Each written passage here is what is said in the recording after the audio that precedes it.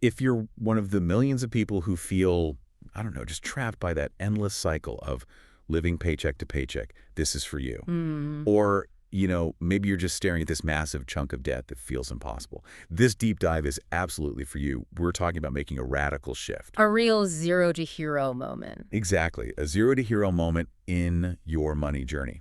Uh-huh. And the surprising truth is, the most powerful tool isn't some complicated financial strategy. It's just a simple, but let's be honest, absolutely ruthless plan. And that plan is what we call the bare bones budget. If you're feeling overwhelmed by your finances, or if you just need, maximum results in minimum time, this is the supportive 7-step blueprint you really need. So we've taken a deep dive into the sources that detail this approach. And what really struck me right away is how it's framed.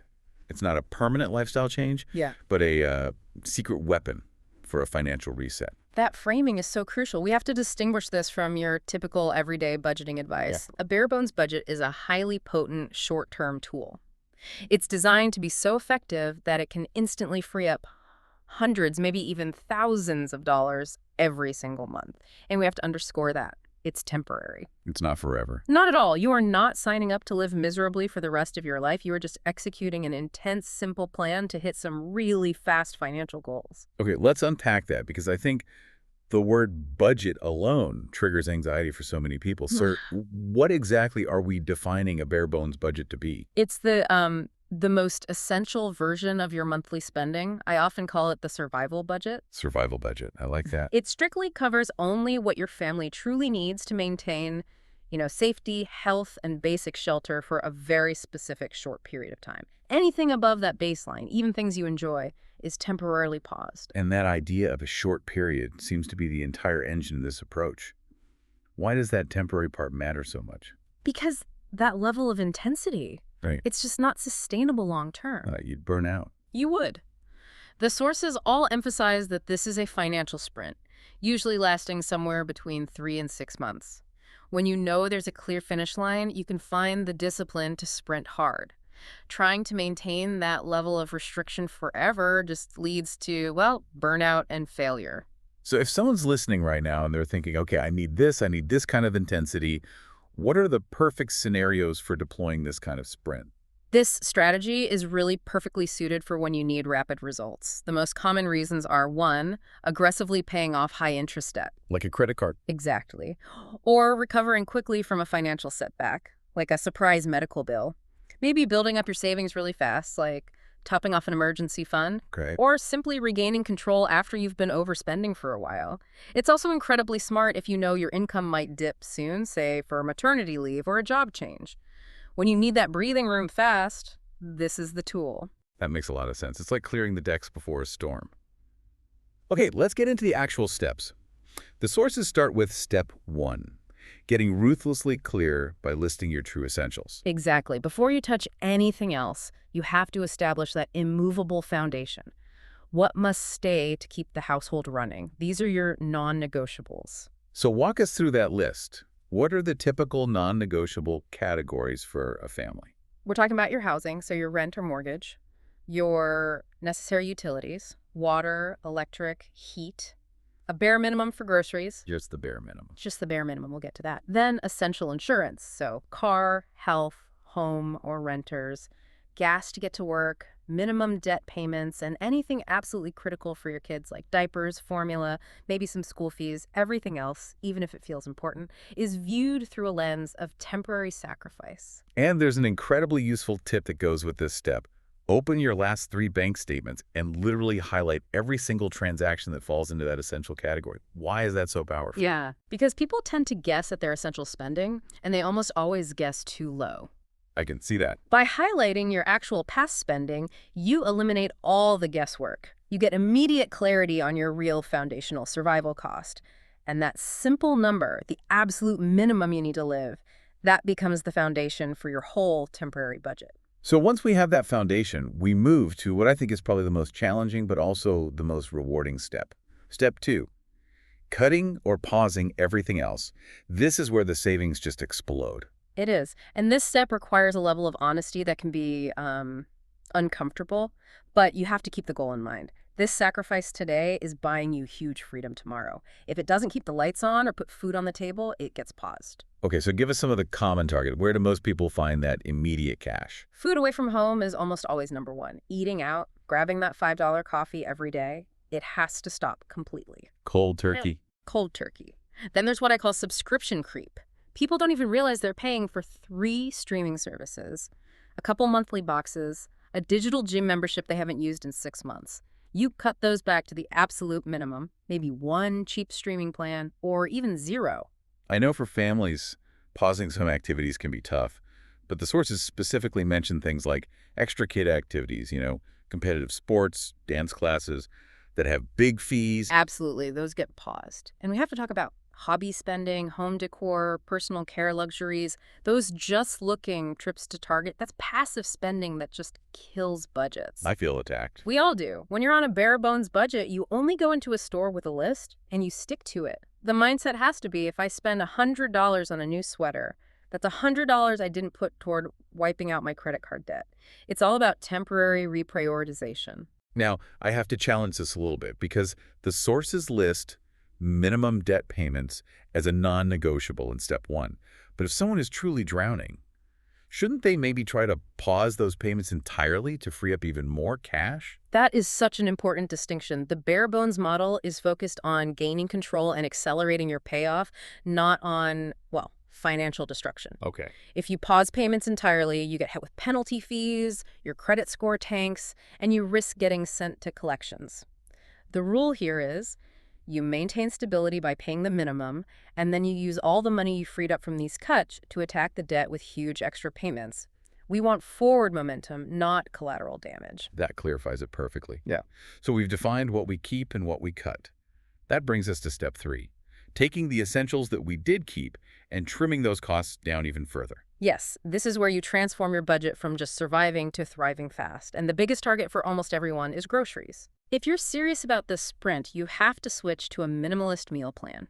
You focus on cheap staples: rice, pasta, dried beans, lentils, eggs, and the cheapest cuts of protein like chicken thighs or ground turkey. And the key advice there is to shop your own pantry first, isn't it? That is the most overlooked part. Before you even make a grocery list, you inventory your freezer and your pantry. You might find you already have 3 bags of rice and 2 cans of beans you forgot about. So you build your meals around what you have. You build the week's meals around what you already own. It stops food waste and can drastically reduce your grocery bill overnight. And beyond food, you also have to go after those fixed monthly bills.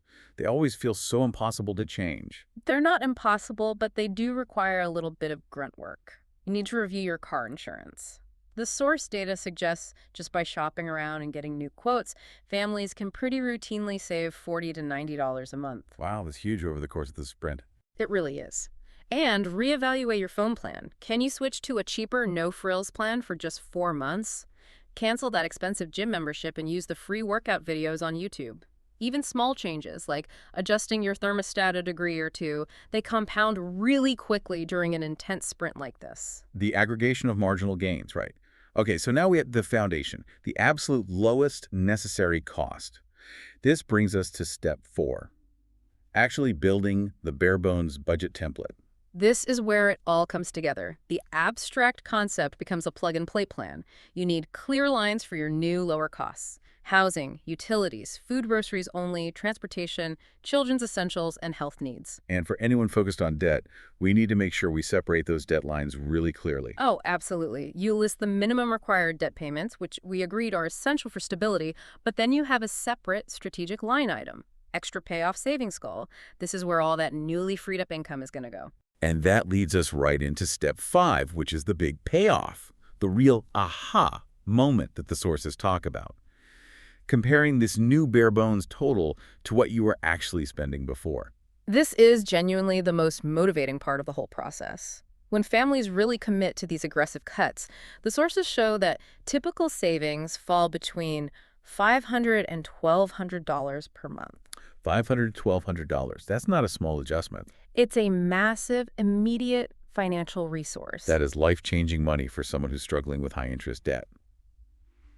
If we look at the typical listener, what does, say, $700 extra a month concretely do for their debt timeline. It just accelerates it exponentially. I mean, if you have $5,000 on a credit card at 25% interest Yeah. and you're only paying the minimum, that can take years and cost you thousands in interest. But if you suddenly inject $700 extra a month into that, you can wipe out that debt in just 6 or 7 months. This is what transforms debt payoff from an exhausting, endless marathon into a powerful, winnable sprint. This is the moment you go from feeling stuck to actually seeing the finish line. Okay, so you've got the new plan, you've freed up the cash, you know where it's going. Now for step 6, which feels crucial for motivation, setting a clear, non-negotiable time limit. You absolutely cannot run this kind of intensity indefinitely. That's why we emphasize commitment. You have to pick your time horizon, 3, 4, 6 months, and you circle that end date on your calendar. Why is that deadline so critical psychologically? It works like an escape valve. Knowing you have an end date gives you the mental strength to endure the restrictions. It prevents that deprivation fatigue that causes most permanent budgeting efforts to just fail. Yeah. You're giving yourself permission to sprint incredibly hard because you know you're allowed to ease up when the deadline hits. Without that end date, you're just living in financial purgatory. So we've covered the really hard parts, the cutting, the trimming, the strict deadlines. But the sources are clear that step 7 addresses the critical human element. You have to maintain morale. You can't budget down to zero joy and expect to succeed. That's just a recipe for resentment and failure. A bare-bones budget means you're enjoying life differently, not that you're starving life entirely. You have to intentionally build in small, low-cost rewards to keep the momentum going without breaking the budget. What are some examples of those kinds of rewards that would fit into this tight structure? Oh, simple pleasures that replace expensive outings. Think about a dedicated, low-cost Friday night activity, like a homemade pizza night, so much cheaper than delivery. Or a family movie night with popcorn you make from scratch. Yeah, that's a good one. Maybe it's setting aside $5 just once a month for a solo coffee treat.